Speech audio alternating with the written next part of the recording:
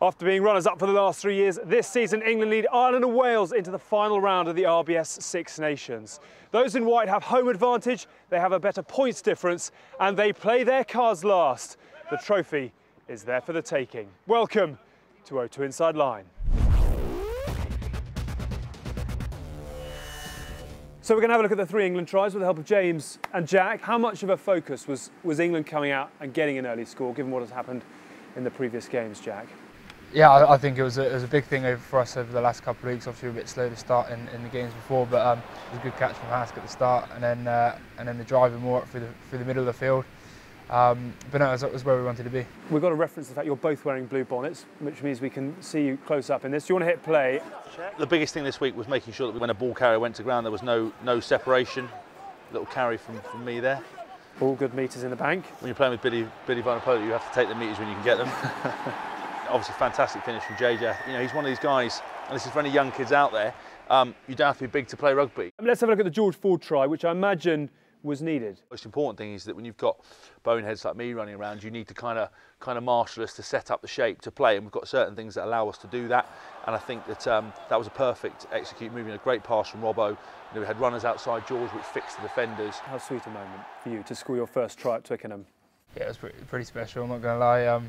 I remember being a bit angry at Kieran at the start here because we had an overlap at the start, but he does extremely well. He had to stay on his feet and give that offload to Brownie, and then I remember catching Fordy's eye at one stage, and he saw me, so I kind of knew I was going to get that pass. It was just about finishing it after that. It's a massive week, isn't it? I mean, is this a special week in your England career? Yeah, I think any time you're playing for silverware, it's a very special week, and you've got to go into it with a buzz, because playing for silverware is few and far between for lots of people, and to do it in the white shirt is something that people can go a whole career without doing. Good luck, guys. It's going to be great to watch it all unfold.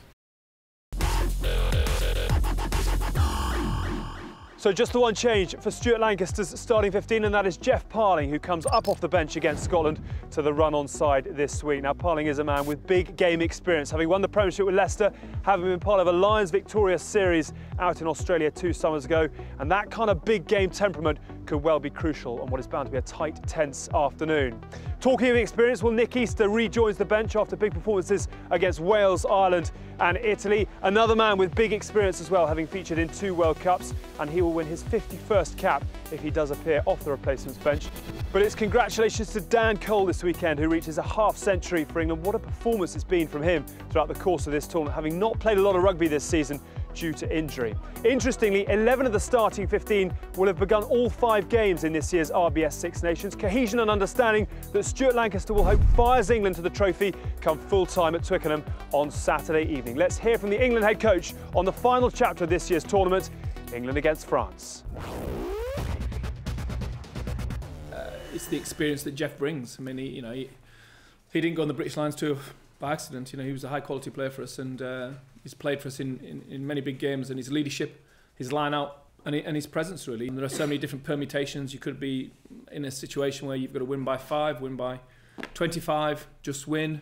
We've obviously talked as a group, the coaching team and the senior players, about how we'd manage the different scenarios as they've unfolded, but ultimately it comes down to getting your performance right and focusing on the performance. It'll make for an exciting weekend, that's for sure. Well, fellas, it is the big finale, isn't it? Ben, I imagine that these are the kind of weeks that make all those long, lonely hours in the gym worthwhile. This must be what you guys play for, isn't it? Yeah, exactly. Look, we worked really hard over the last 8 weeks to give ourselves best chance, and we've certainly got an opportunity this weekend to do that. The guys have worked very hard this week and making sure that all our knowledge and everything and the game plan is exactly how we want it, and everyone knows that. So it's about going out the weekend and trying to seize the opportunity, which all of us as a team are looking forward to. Finally, a chance to win the trophy at Twickenham. What do you expect from your home supporters on Saturday? Just give you perhaps a little bit of a boost. Oh, hopefully just create a real buzz. It's brilliant coming into the West Car Park at Twickenham, seeing all the fans there. We have a long walk through the crowd, soak up the atmosphere as best we can. The brass band starts playing, and hopefully they just carry that kind of emotion and excitement into the game.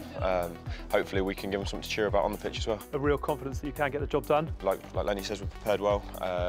Feel like we're in a good place, and hopefully we can put on a show at Twickenham. Listen, guys, can't wait to watch it unfold. Tom, very best of luck. Ben, likewise. It is going to be a fascinating final chapter to this year's RBS Six Nations, and once again, O2 Inside Line will be there to tell you the whole story from Twickenham.